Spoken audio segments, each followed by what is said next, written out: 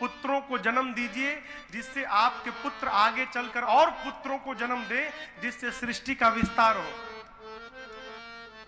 तो दक्ष पुत्रों को जन्म देते थे। नारद जी जाकर उन पुत्रों को ऐसा ज्ञान उपदेश करते थे कि दक्ष के सारे लड़के बैरागी महात्मा बन के संन्यास ले लेते थे। कहां सृष्टि का विस्तार करना था और सब सन्यासी बन के घर द्वार छोड़ के चल देते थे। दक्ष देखे मैं बार बार बच्चों को जन्म देता हूं कि सृष्टि का विस्तार होगा, नारद आकर ऐसा पट्टी पढ़ाता है कि सारे सन्यासी बन जाते हैं। आने दो नारद को। नारद जी पहुंचे तो दक्ष ने श्राप दे दिया, आज के बाद तुम 5 मिनट से अधिक कहीं रुकोगे नहीं, ना लंबे समय तक रुकिएगा, नहीं आप अपना प्रवचन दीजिएगा, ना आपके प्रवचन को सुनकर कोई सन्यासी बनेगा। तो नारद जी घूमते रहते हैं। एक बार घूमते घूमते नारद जी एक हिमालय में गंगा जी के तट पर एक आश्रम में पहुंचे। गंगा जी का तट तो अपने आप में एक परम रम्य होता है, ऊपर से हिमालय की वादी। उस आश्रम की रम्यता को देखकर नारद जी सोचे यहां भजन करने में कितना आनंद आएगा। नारद जी भगवान के ध्यान में बैठ गए, और जब भगवान के ध्यान में बैठे ना तो श्राप वहां समाप्त हो गया। सुमिरत हरि ही श्राप गति बाधी, सहज विमल मन लाग समाधि। नारद जी समाधि में लीन हो गए। नारद जी को समाधि में बैठे देख इंद्र डर गए। क्यों? इंद्र को लगा कि तपस्या करके कहीं नारद जी मेरी कुर्सी न मांग ले। इलेक्शन का समय है ना, सबको कुर्सी की पड़ी है अभी। नारद जी भी डर गए कि कहीं तपस्या करके ब्रह्मा जी से मेरी कुर्सी न मांग ले, इंद्रासन।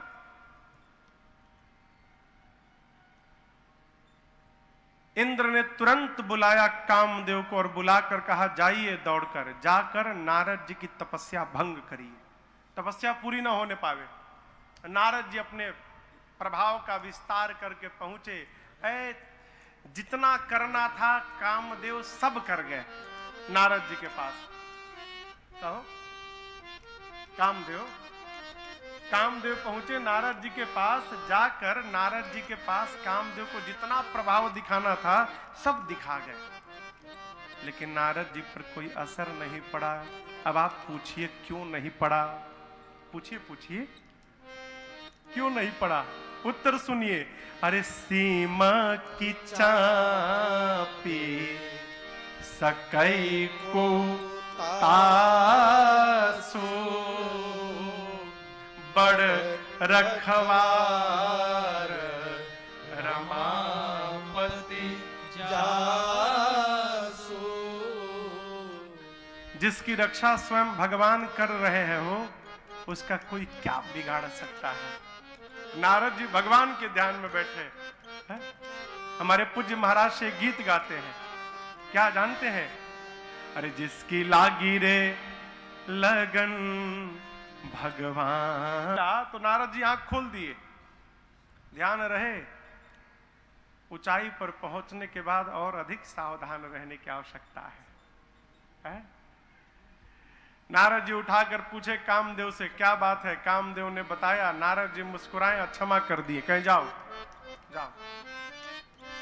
नारद जी सोचे कि काम को मैंने परास्त कर दिया, इतनी बड़ी उपलब्धि, और क्षमा कर दिया, क्रोध नहीं किया। नारद जी पहुंचे कैलाश। शंकर जी सोचे कि राम जी का भगत राम कथा सुनाएगा। नारद जी काम कथा सुनाने लगे। शंकर जी बोले मुनिवर जैसे हमको सुनाया ठीक है, भगवान से मत सुनाइएगा। नारद जी सोचे लगता है इनको जलन हो रही है मेरी उपलब्धि से, इसलिए कह रहे मत बताइएगा। पहुंच गए भगवान के पास, और यद्यपि शंकर जी ने मना किया था, नारद जी माने नहीं, सब सुनाए। भगवान देखे कि ये तो भक्त के हृदय में अहंकार आ गया है हो। और आपसे कहा था कल मैंने, अहंकार कब मद का रूप ले ले हो कोई नहीं जानता। मद क्या? मैंने तो किया, मैंने किया, मैंने, ये जो मैं है ना, यही मद है। भगवान सोचे अभी छोटा सा बीज है अहंकार का, अभी छोड़ दूंगा तो ये विशाल वृक्ष बन जाएगा। आप बताओ, बीज को निकालना सरल है कि वृक्ष को निकालना सरल है? बीज को निकालना हो तो उंगली से ही ऐसे खोद कर आप उसको मिट्टी से बाहर निकाल सकते हैं। वृक्ष हो जाए तो उसको कुल्हाड़ी से काटना पड़ेगा।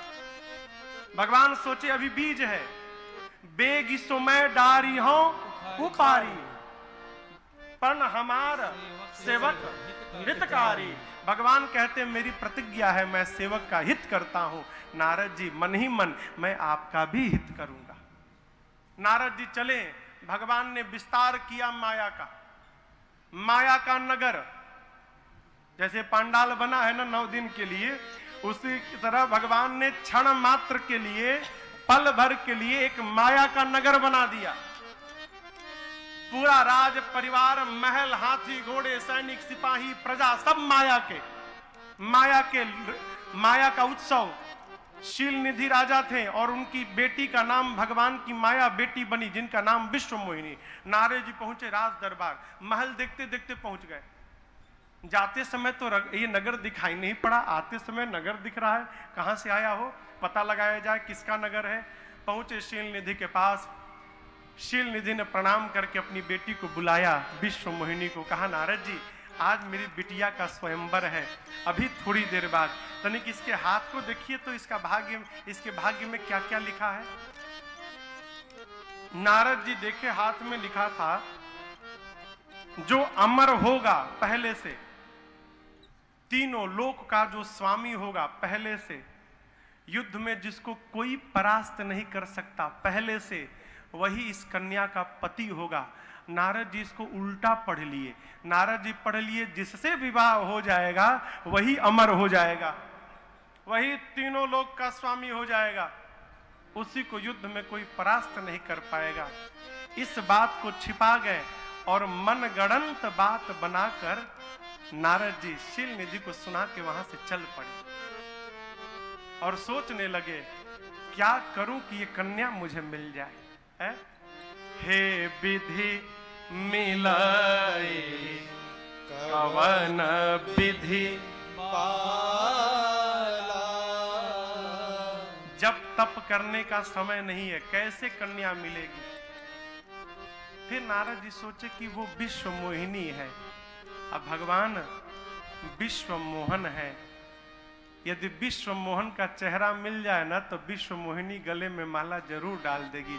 तो क्यों ना 1 घंटे के लिए भगवान का चेहरा उधार मांग लिया जाए आज।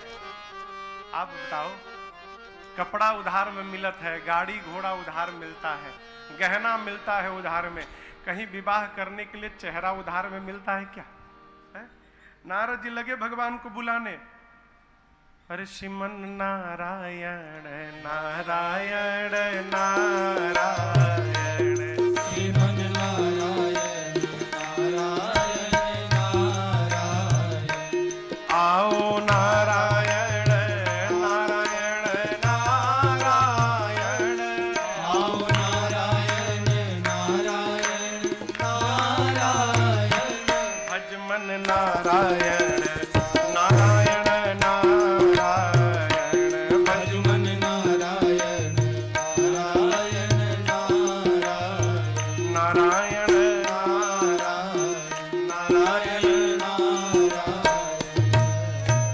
जैसे 4 बार नारायण नारायण नारायण नारायण किया, भगवान प्रकट हो गए। कहिए नारद जी, अभी तुरंत बुला लिया आपने? नारद जी बेचारे सब बात बताएं और कहे, प्रभु 1 घंटे के लिए चेहरा उधार चाहिए, विवाह करके फिर आपका चेहरा सकुशल आपको वापस लौटा दूंगा। भगवान सोचे, चेहरा हमारा, ब्याह त्योहार है, विवाह तो उसका होता है जिसका स्वरूप होता है ना हो। नारद जी मांगे भगवान का स्वरूप, अब भगवान ने बना दिया बानर का स्वरूप।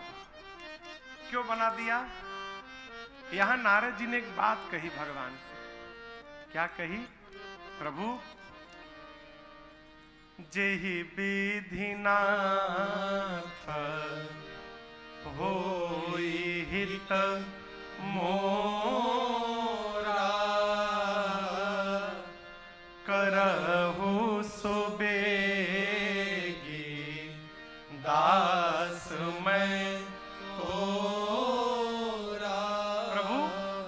जैसे मेरा हित हो आप करिए, मैं आपका दास हूं प्रभु। भगवान कहे नारद जी हित नहीं, आपका परम हित करूंगा। नारद जी को भगवान ने बंदर का स्वरूप दे दिया। नारद जी सभा में जाकर सबसे पहली कुर्सी पर बैठ गए। क्यों? भगवान का रूप है, कन्या आएगी पहले मैं दिखाई पड़ूंगा, अब मेरे गले में ही कन्या माला डाल देगी।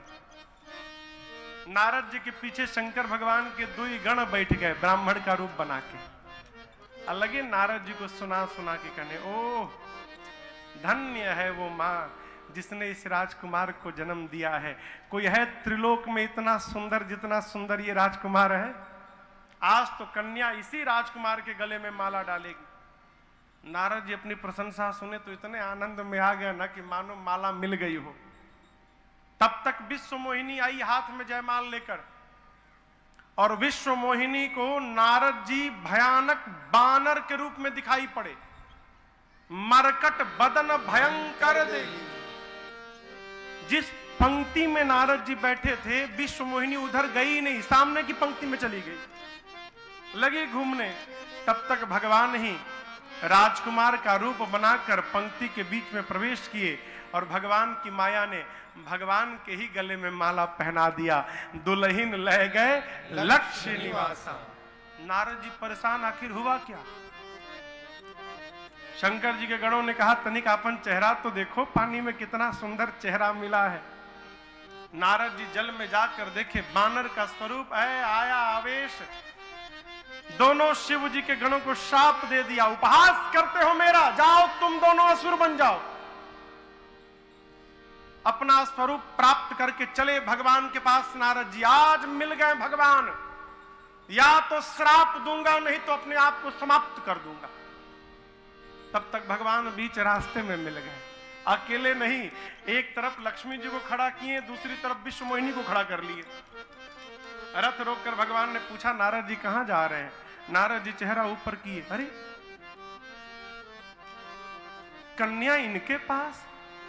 हमने कन्या के बारे में बताया और कहा अपना रूप दीजिए, तो हमको बंदर बना दिया और अपने राजकुमार बन के विवाह कर लिए। इतना बड़ा छल मेरे साथ। नारद जी का क्रोध फूट पड़ा, बोले पर संपदा सकहु नहीं देखी, पर संपदा सकहु नहीं देखी, तुमरे ईर्षा कपट विसेखी, तुमरे ईर्षा कपट विसेखी, मत सिंधुर त्रहि बौरायो, मत सिंधुर त्रहि बौरायो, सुरन प्रेर विषपान करायो, सुरन प्रेर विषपान करायो। नारद जी बोले आप कपटी हैं, कपटी छलिया है आप दूसरे के सुख को पचा नहीं पाते हैं। आपका कपट उसी दिन दिखाई पड़ गया था समुद्र मंथन के समय। लक्ष्मी और मणि निकला तो अपने पास रख लिए, जहर निकला तो शंकर के पास भिजवा दिए। जो मन करता है वही करते हैं आप, परम स्वतंत्र हो गए हैं आप अपने से बड़ा किसी को नहीं मानते हैं। जो मन करता है वही करते हैं आप। अच्छे को मन करता है तो बुरा बना देते हो, बुरे को मन करता है तो अच्छा बना देते हो। आज तक किसी ने आपको ठीक नहीं किया। अच्छे घर में बैना भेजा है आपने, ये नारद ठीक करके छोड़ेगा। 3 श्राप देता हूं। जिस राजकुमार का रूप धारण करके आपने मेरे साथ छल किया, पहला श्राप देता हूं, उसी राजकुमार का शरीर धारण करना पड़ेगा। मैंने कहा अपना रूप दीजिए, आपने बंदर बनाया। दूसरा श्राप देता हूं, आप राजकुमार बनिएगा तो यही बंदर आपकी सहायता करेंगे। मैं गया था उपकार के लिए, आपने मेरा अपकार किया। तीसरा श्राप देता हूं, आज जिस प्रकार विश्व मोहिनी के लिए मैं रो रहा हूं, एक दिन अपनी पत्नी के लिए आपको भी रोना पड़ेगा। 3 श्राप दिया और भगवान ने नारद जी के तीनों श्रापों को सिरोधार्य कर लिया। ठीक है नारद जी, जो आप कहते सब ठीक है। इतना करके भगवान ने जो माया चढ़ के बोल रही थी नारद जी के ऊपर, भगवान ने अपनी माया को खींच लिया। और जब माया हटी न हो, जब हरि माया दूरी निवारे, जब हरि माया दूरी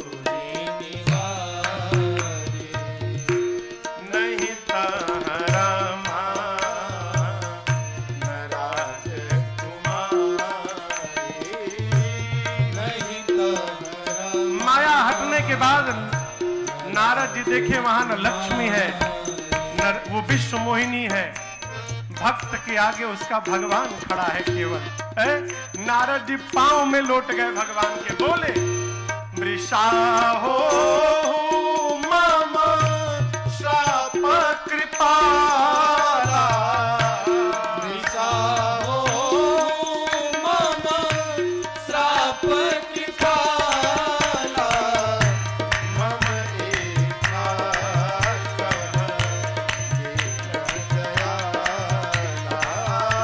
मम इच्छा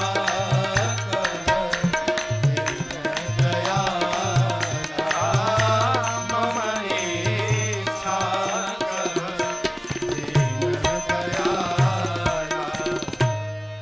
नारद जी ने कहा प्रभु मेरे सारे श्राप झूठे हो जाएं। भगवान मुस्कुरा कर कहे कहीं मुनियों की कही हुई बात झूठी होती है? मुनि कह दे और झूठा हो जाए? नारद जी ने कहा प्रभु मैंने आपको श्राप दे दिया है। भगवान ने कहा नारद जी आपने दिया नहीं है, मैंने आपसे श्राप लिया है, आपने नहीं दिया। नारद जी कहें प्रभु श्राप लेने के लिए मैं ही मिला आपको, और कोई नहीं मिला? भगवान कहे नारद जी जिस पर हमको विश्वास होता है ना उसी को अपनी लीला में मैं शामिल करता हूं। मुझे आप पर विश्वास था इसलिए आपको निमित्त बनाया। जाइए जाकर भगवान शिव के नाम का स्मरण करिएगा, आपके हृदय को शांति मिलेगी। और मैं वचन देता हूं नारद जी आज के बाद मेरी माया आपको कभी नहीं सताएगी। नारद जी प्रणाम करके चले तो दोनों रुद्रगण बैठ के रो रहे थे। नारद जी पूछे क्यों रो रहे हो? रुद्रगणों ने कहा कि कहां भगवान शिव के गण थे और कैलाश से सीधे आप हम लोग को निशाचर बना दिए, रोए नहीं तो नाचे। नारद जी बोले तुम क्या समझते हो केवल तुम ही को श्राप दिया हूं? अभी अभी भगवान को भी दे के आ रहा हूं। जाओ तुम दोनों प्रतापी असुर बनोगे, बहुत बलशाली होगे तुम, और जिस दिन तुम अपने भुजाओं के बल से पूरे विश्व को जीत लोगे उसी दिन तुम्हारा उद्धार करने के लिए स्वयं भगवान अवतार धारण करके आएंगे और तुम दोनों को गति प्रदान करेंगे। शंकर जी कहते हैं देवी ये राम जी के जन्म का तीसरा कारण है। चौथे कारण में सृष्टि के आदि माता पिता स्वयंभू मनु और शत्रुपा मैया को भगवान ने नैमिषारण्य में जब मनु और शत्रुपा 23,000 वर्ष तप किए तो तप के बाद भगवान ने उनको आशीर्वाद दिया। मनु महाराज तपस्या करके भगवान से कहे कि मैं आपके जैसा पुत्र चाहता हूं। भगवान ने कहा अब मैं अपने जैसा कहां ढूंढने जाऊंगा? है मनु जी वचन देता हूं मैं स्वयं आपके घर आपका पुत्र बनकर अवतार ले लूंगा। ये राम जी के जन्म का चौथा कारण। अब पांचवें कारण में राम जी से पहले रावण के जन्म की कथा है। कई लोग प्रश्न करते हैं महाराज भगवान से पहले रावण पहले ही आएगा क्यों? राम जी के जन्म के बाद रावण जन्म नहीं ले सकता। प्रकाश के आने के बाद अंधकार नहीं आ सकता। अंधकार पहले रहता है, अंधकार को समाप्त करने के लिए प्रकाश बाद में आता है। उसी प्रकार निशाचर पहले आते हैं और निशाचरों का अंत करने के लिए भगवान बाद में आते हैं। पहले रावण का अवतार भया। प्रताप भानु नाम के एक राजा को ब्राह्मणों का शाप मिल गया। क्यों? कपटी मुनि का संग। देखिए सत्संग करना चाहिए, ठीक ना? लेकिन यदि सत्संग नहीं मिल रहा है तो घबराइए मत। कुसंग से बच के रहना भी एक प्रकार का सत्संग है। यदि हम कुसंग से बचे हैं तो समझिए हम सत्संग में ही बने हुए हैं। अरे साफ नहीं कर पा रहे, कम से कम गंदा तो ना किया जाए कपड़े को। कपटी मुनि का कुसंग मिला, परिणाम ब्राह्मणों के श्राप के कारण प्रताप भानु असुर बने, रावण बने। प्रताप भानु का छोटा भाई अरिमर्दन रावण के भाई कुंभकर्ण बने और प्रताप भानु का जो मंत्री था धर्मरुचि वो रावण के सौतेले भाई विभीषण बने। रावण दोनों भाइयों को लेकर पाताल गया, अब तपस्या करने गया। कठोर तपस्या की रावण भाइयों के साथ रावण ने। ब्रह्मा शंकर जी गए आशीर्वाद देने। रावण से कहा क्या मांगोगे? रावण ने कहा मैं मरूं नहीं। ब्रह्मा जी बोले कुछ और मांगो, मरना तो पड़ेगा। तब रावण बहुत विचार करके मांगा, बानर मनुज जाति दुई बारे, बानर और मनुष्य छोड़कर कोई न मार पावे। ब्रह्मा जी बोले तथास्तु। कुंभकर्ण के पास गए तो कुंभकर्ण मांगने वाला था 6 महीना जगूं 1 दिन सोऊं। ब्रह्मा जी पहले जान गए, सोचे 6 महीना जग जाएगा पूरी सृष्टि खा जाएगा। तो सरस्वती जी को प्रेरित करके उसकी मति को उल्टा कर दिया, उल्टा मांग लिया, 6 महीना सोऊं 1 दिन के लिए जगूं। ब्रह्मा जी तुरंत बोले तथास्तु, ऐसा ही होगा। विलंब नहीं किए, कहीं बदल देगा तो। विभीषण जी के पास गए, जाकर कहा पुत्र आप मांगिए। विभीषण जी ते ही मांगे सी भगवंत पद कमल अमल अनुराग। विभीषण जी ने भगवान के चरणों में प्रेम मांगा। रावण का विवाह एक मैं नामक दानव ने अपनी बेटी मंदोदरी से कराया। रावण दोनों भाइयों को पाताल ले गया, विवाह करा कर लाया। आपको बताऊं, रावण का आतंक दिन रात बढ़ने लगा। सभा में बैठकर रावण ने अपने सिपाहियों को, बेटों को आदेश देते हुए कहा कि धरती पर जहां जहां यज्ञ हो रहा है और श्राद्ध हो रहा है, जाकर विघ्न करो। क्यों? देवता इन्हीं 2 माध्यम से भोजन पाते हैं, यज्ञ की आहुति से और श्राद्ध में जो ब्राह्मण भोजन करते हैं वो देवताओं को मिलता है। विघ्न करोगे, देवताओं को भोजन नहीं मिलेगा, देवता दुर्बल हो जाएंगे। दुर्बल हो जाएंगे तो आसानी से दौड़कर पकड़ लेंगे और पकड़कर फिर विचार करेंगे इनको बंदी गृह में डाला जाए कि गुलाम बनाकर छोड़ दिया जाए। रावण का बेटा मेघनाथ गया और देवताओं के राजा इंद्र को ही जीत लिया। उस दिन से उसका नाम इंद्रजीत पड़ गया। बोलता था तो बादल की गर्जना होती थी, इसलिए उसका नाम मेघनाद पड़ा। मेघनाद, इतना घनघोर बोलता था वो। रावण का आतंक बढ़ने लगा हो। रावण चलता था तो धरती कांपने लगती थी। चलत दशानन डोलत यवनी। देवता रावण के डर के मारे पहाड़ की गुफाओं में छिप जाते थे। क्यों? रावण गुफाओं में नहीं जा सकता है क्या? जा सकता है लेकिन जाएगा नहीं। क्यों? गुफाओं का द्वार छोटा होता है और किसी भी गुफा में प्रवेश करने के लिए झुकना पड़ेगा। रावण जीवन में झुकना नहीं जानता था। देवता जानते थे यदि गुफा के भीतर चले जाएंगे ना तो आने के लिए झुकना पड़ेगा, और रावण झुकना नहीं जानता है, न झुकेगा न भीतर आ पाएगा। हम सुरक्षित है। रावण आवत सुनेहु सकोहा, देवन तके मेरु गृह खोहा। देवता सुमेरु पर्वत की गुफाओं में छिप गए। रावण का आतंक इतना बढ़ने लगा हो कि धरती अकुला गई। गौ का रूप बनाकर धरती गई मुनियों के पास। मुनि लोग लेकर पहुंचे ब्रह्मा जी के पास। ब्रह्मा जी सबको लेकर पहुंचे कैलाश। क्या किया जाए? सभा बैठी, भगवान बहुत हो गया आतंक इसका, भगवान अब उद्धार करे हमारा। भगवान कहाँ मिलेंगे? एक देवता ने कहा बैकुंठ चले, तो दूसरे ने कहा क्षीर सागर चले, एक ने कहा गोलोक चले, कोई कहता है साकेत चले। शंकर जी की बारी आई। शंकर जी ने कहा कहीं न चला जाए। क्यों? हरि व्यापक सर्वत्र समाना, प्रेमति प्रगट हो ही मैं जाना। भगवान कहाँ नहीं है? भगवान सर्वत्र हैं। हम प्रेम से बुलाएंगे तो भगवान